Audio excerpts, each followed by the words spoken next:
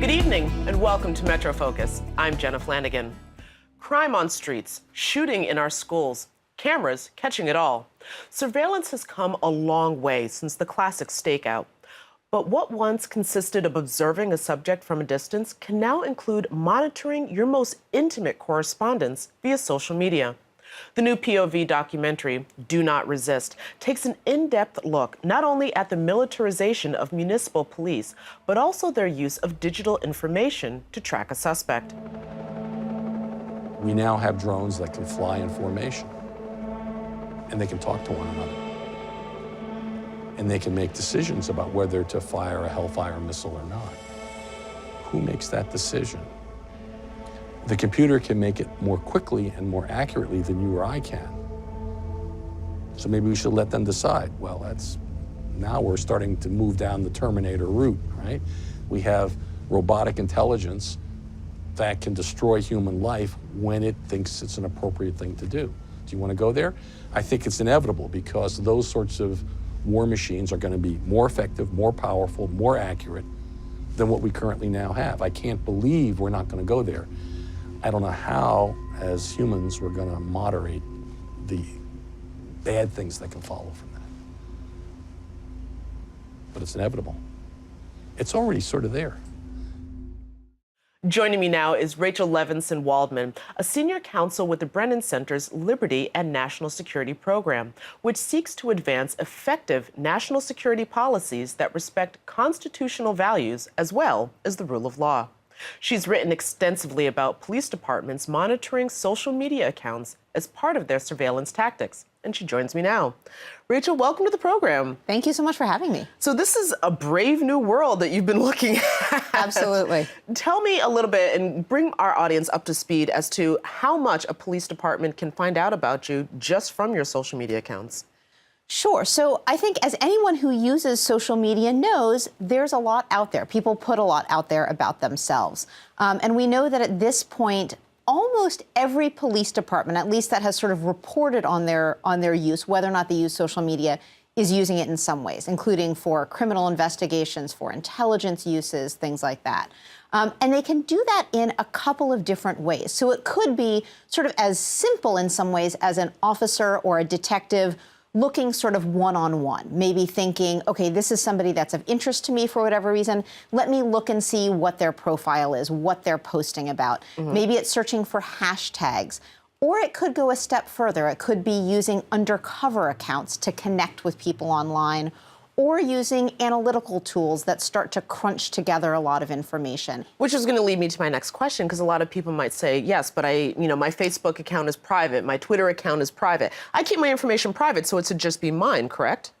So I think in a lot of ways, the answer is yes, right? So if you do have privacy controls locked down, that should mean that a lot of your information is private.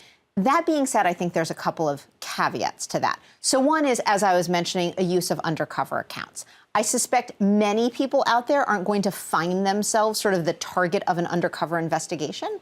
But there are a lot of ways that police can set up undercover accounts, can connect with people to find information that people thought was only accessible to, their friends and family. And while the platforms themselves, so something like, Facebook, might have restrictions on setting up undercover accounts, that doesn't mean that it's actually that hard to do. Well, taking into consideration the rule of law, as we mentioned in the intro, and that it seems as if technology, and we talk about this a lot, has moved a lot faster than the rule of law has. And so do we know where the legality is of law enforcement being able to ask you for your password for things like your social media accounts? So I think the question of asking for a password for social media, that's something that whether or not sort of a law says they can or can't do it, people certainly don't have an obligation to hand over the passwords to their social media accounts.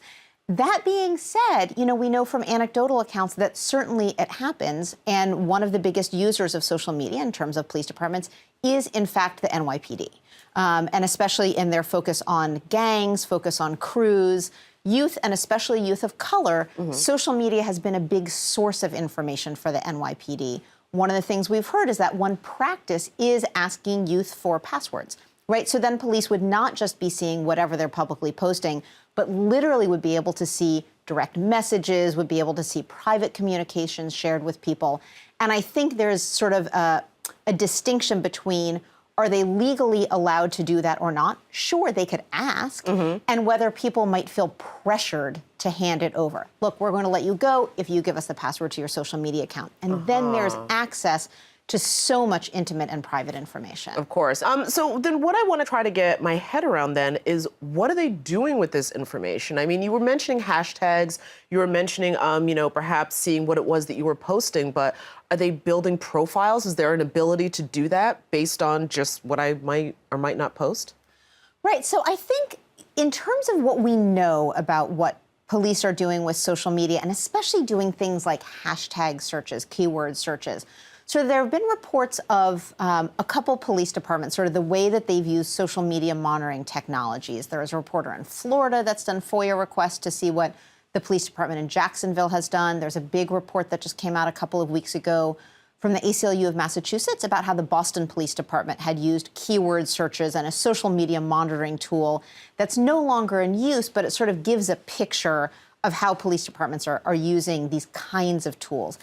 And I would say in the case of the Boston Police Department, largely what ended up happening was that the kinds of words that were being targeted were words like Ummah, which means community in Arabic. It was words that were essentially being used to target communities of color and Muslim communities and activists. So we sort of think of, social media monitoring as, okay, among this sea of information, this is how police are going to find threats. And by and large, it seems to be some combination of targeting vulnerable communities and basically pulling up sort of a lot of noise and a lot of worthless information. All right, well, that definitely sounds like a lot. We only have a minute left, but I have to ask, with all of this information that's available to police departments, we recently had a tragedy in Florida, and this young man who perpetrated this tragedy was posting all over social media. How did that fall through the cracks? I think part of the answer is that the issue wasn't whether his social media was being targeted. There were so many red flags for this person. Unfortunately, it sounds like his mother had called the police on him multiple times. A posting that he had put up on Instagram or on YouTube actually had been reported to the FBI. He'd been expelled from a school. His classmates had raised kind of red flags about him. I absolutely think if there's somebody about whom there is a specific reason to believe that they pose a threat, I think that's a different matter in terms of doing kind of targeted looking at somebody on social media. And I think that's very different from thinking about doing sort of dragnet monitoring of everyone out there using social media platforms. Listen, Rachel, thank you so much for joining us on the program. Of course, we want to encourage all of our viewers to watch Do Not Resist when it premieres on POV.